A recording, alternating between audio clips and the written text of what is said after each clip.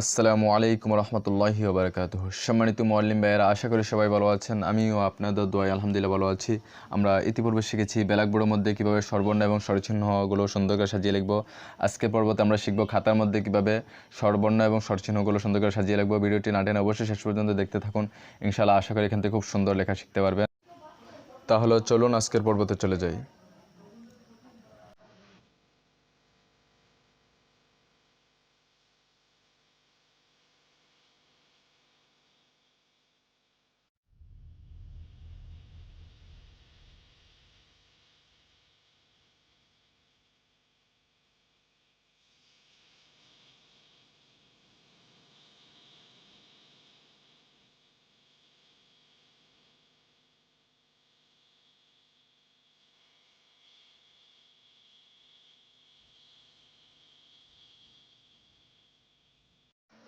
খুব মনোযোগ সহকারে খেয়াল করুন।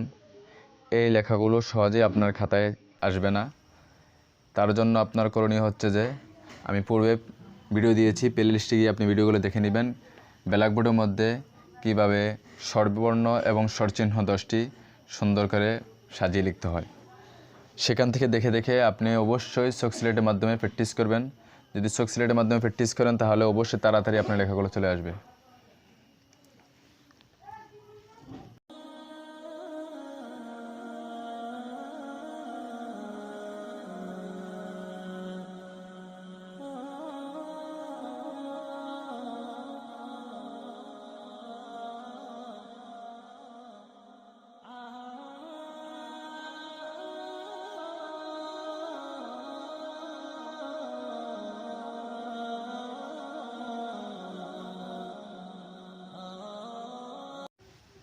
তাহলে আমরা লিখতে লিখতে চলে আসলাম ও পর্যন্ত।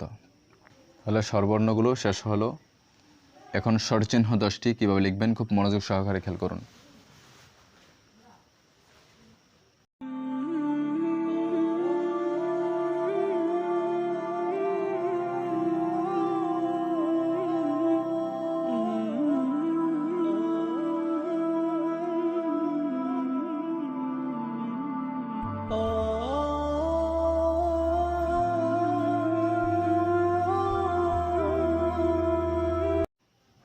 আপনি ইচ্ছা করলে স্ক্রিনশট দিয়ে নিয়ে বসে বসে লেখাগুলো প্র্যাকটিস করতে পারেন। যদি ভিডিওটি ভালো লাগে অবশ্যই লাইক, শেয়ার, কমেন্ট করতে বলবেন না।